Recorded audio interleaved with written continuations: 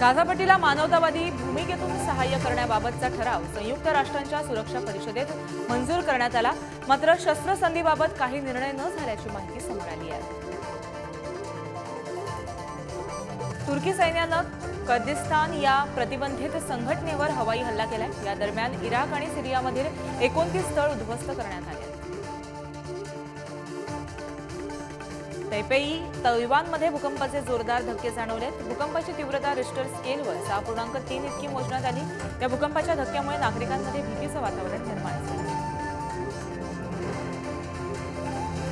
निकाराग्वाची राजधानी मानागुआमध्ये प्रवासी बसचा भीषण अपघात झालाय। चालकाचं बसवरील नियंत्रण सुटल्यामुळे बस उलटली। यात 16 प्रवाशांचा मृत्यू झाला। अमेरिकन कंट्री बँड डिस्की चिक्सच्या संस्थापक लॉरा लिंच यांचं रस्ते अपघातात निधन झालंय। त्या 65 वर्षाच्या होत्या।